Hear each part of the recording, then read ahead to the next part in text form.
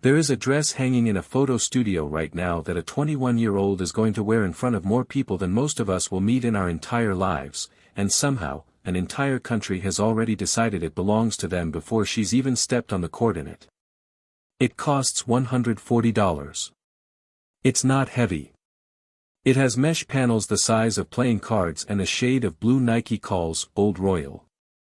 On paper, it's just a tennis dress. But right now, in living rooms and group chats from Manila to Toronto to Dubai, that dress is being screenshotted, studied, and argued about like it's a national event. And by the end of this, you're going to understand exactly why one company's marketing decision accidentally triggered something no marketing department could have planned for, and what happens next might not even be up to Nike anymore. Let's get into it. Before we go further, if you're the kind of person who notices when a sports story is actually a bigger story wearing a jersey, subscribe now. This channel exists to dig up exactly that kind of story, the one sitting quietly underneath the highlight reel. It genuinely helps more than you'd think. Okay, here's what's actually going on. To understand why this dress matters, you need 2 facts from the last 10 days. On August 3rd, the WTA updated its rankings, and Alex Eala entered the world's top 20 for the very first time in her career, at world number 20. She's the first Filipina in the sport's history to sit in that room. She got there because 6 days earlier, in Washington, D.C., she won her first WTA Tour singles title, and she did it without a single easy match. Along the way she beat Olympic gold medalist Jing Qinwen, defending champion Leylah Fernandez, world number 10 Alina Svitolina, 4-time Grand Slam champion Naomi Osaka, and finally top seed Jessica Pegula in the final, coming back from a set down to win it 4-6, 6-4, 6-0. That's the tennis behind the dress. Now, the dress itself. Here's the part that matters, and here's where honesty has to come before momentum. Online, people are calling this a custom kit, made specifically for Alex Eala's US Open run. Nike has genuinely unveiled the exact dress she'll wear, in a colorway fans are already treating as unmistakably Filipino. But if you look closely, the Nike Court Slam women's tennis dress in Old Royal isn't strictly custom to her alone. The same basketball-inspired silhouette, with that large hole mesh detailing, is also being worn by other Nike athletes at the same tournament. Aryna Sabalenka has her own version from the same collection. Eala is being used, in the most literal sense of the phrase, as the face of a design other players will also wear. She's a Nike athlete. She's not yet a Nike signature athlete, the way Naomi Osaka has her own individually branded kits. That distinction is small on paper and enormous in practice, because what Nike has actually done here, whether they'd phrase it this way or not, is release a shared design through the one athlete most likely to make it mean something. That's not a scandal. That's marketing doing exactly what marketing does. What's actually worth your next few minutes is what happens after that. Because a country looked at a generic royal blue dress and started filling in meaning the company never printed on the tag.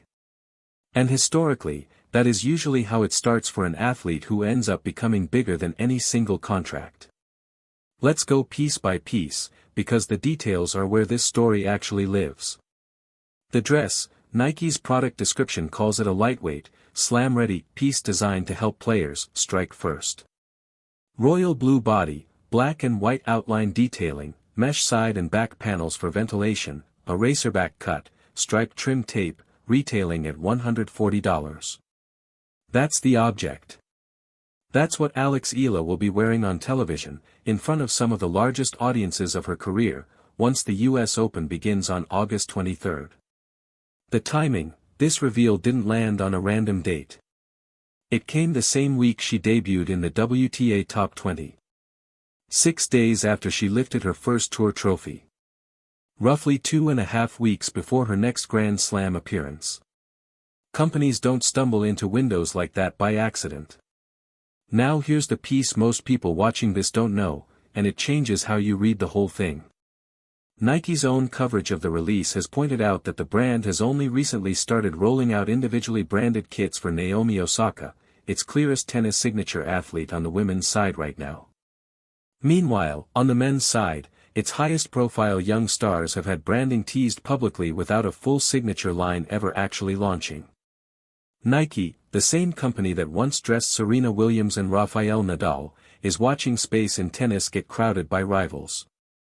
The US Open, in a brand's own internal language, is supposed to be a home game. Right now, they're playing catch-up in it. That is the commercial gap Alex Eala just walked into, a 21-year-old Filipina with a career-high ranking, a breakout title, and a story that translates across a dozen languages without any translation at all. If you were in a room in Beaverton, Oregon staring at a projection screen, you'd do exactly what Nike just did. You'd put a dress on her and watch what the market says back. And here's the thing, Nike has already done the actual, individually custom work for her before, quietly. Last year, tied to a Vogue Philippines feature, Nike released a small limited edition collection called In Full Bloom, designed by Manila-based artist Georgina Camus.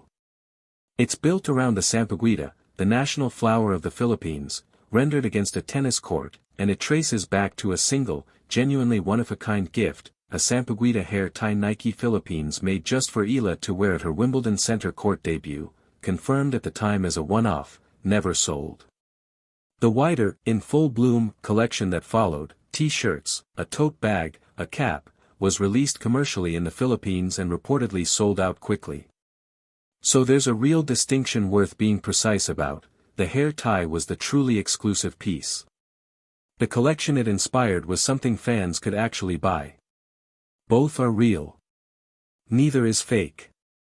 But they're not the same thing, and that difference is exactly the question Filipino fans are quietly asking about the new US Open dress: is this the exclusive version, or the version everyone gets to wear?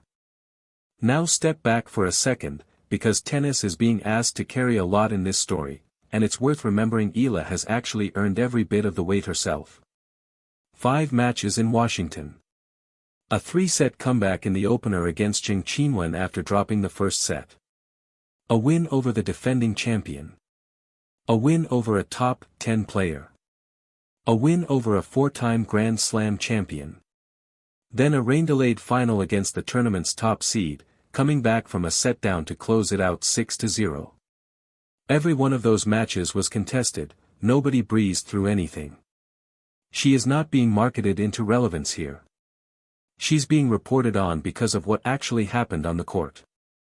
When Nike hangs a dress in a photo studio, they can shape a story. When a 21-year-old wins 5 matches in a row against that level of opposition, the story writes itself. And then there's the color everyone can't stop talking about. Nike calls it Old Royal. The Philippine flag's official upper band, under the flag and heraldic code, uses a royal blue. Nike hasn't said, publicly or otherwise, that the shade was chosen with the Philippines specifically in mind. It's one colorway from a wider collection other athletes are also wearing. But an entire country is looking at that particular blue, on this particular player, at this particular tournament, and doing the math anyway. Sometimes the meaning an audience supplies ends up louder than anything a company actually printed on the label. Nike didn't have to make this dress Filipino. Filipino fans made it Filipino the moment they saw it, and whether that was the plan from the start is almost beside the point now, because the audience has already decided. Here's how big the stakes actually are underneath all of this. The Philippines is a country of roughly 114 million people, with a diaspora of tens of millions more spread across the world, and until very recently it had no real modern presence at the top of professional tennis. The best Grand Slam singles result by a Filipino player is still held by Felicissimo Ampon, who reached the quarterfinals of the French Championships in 1952 and 1953, over 70 years ago. Nobody got closer until Alex Eala reached the 4th round of Wimbledon this past July, the best Grand Slam result by a Filipino player in the Open era, and quietly put herself within 1 round of a benchmark that has stood since before her grandparents were likely born. That's the scale of history a single dress is being asked to carry, which is exactly why the reaction online has been split. Some fans are celebrating the visibility. Others are pointing out, correctly, that the dress itself is a shared design and Nike is using her story to sell it. Both of those things are true at the same time, and that tension, that argument happening in real time in comment sections, is actually the exact process by which an athlete stops being marketed and starts being adopted. It happened with Serena. It happened with Osaka. The company sells you a product. The audience decides whether that product is actually them. In Eala's case, that decision already looks made, and the dress hasn't even touched a match court yet. None of this erases what happened days ago in Toronto, though, and it's worth saying plainly. At the Canadian Open, in the round of 16, Alex Eala lost to Belinda Bencic, 6-4, 6-0, managing just 4 games. That match came 6 days after the biggest win of her career, in her 5th match in a little over a week, against an experienced former Olympic champion playing sharp, clinical tennis. She's 21. She had barely left a tennis court for 2 straight weeks. Bodies that tire do what tired bodies do. That's the part that never makes it into a kid announcement. So here's where this actually leaves us. The word going around online is custom. The honest version is that it isn't, not in the strict sense. Other Nike players will wear pieces from the same collection, and there's no individual Alex Eala logo stitched into the design the way Osaka has her own line. That's the factual position tonight. But what a dress ends up meaning has never really been decided by what's printed on the tag. It gets decided by who's wearing it, at what point in their career, in front of which audience, carrying whose expectations.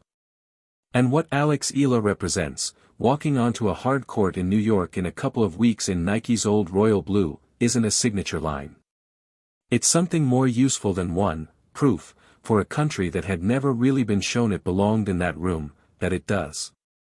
The Sampaguita hair tie was the private version of that proof. The Washington Trophy was the public version. The old royal dress is about to be the televised version, in front of the biggest audience of her career so far. And here's the part one actually want you to sit with, whether this is the week the story keeps climbing, or the week fatigue catches up with her again the way it briefly did in Toronto, is something none of us actually know yet. The draw hasn't been made. The 73-year-old benchmark is still standing. And we're going to be watching every single round of it. So if you want to see exactly how this plays out, make sure you're subscribed before the US Open starts, because this story is not close to finished.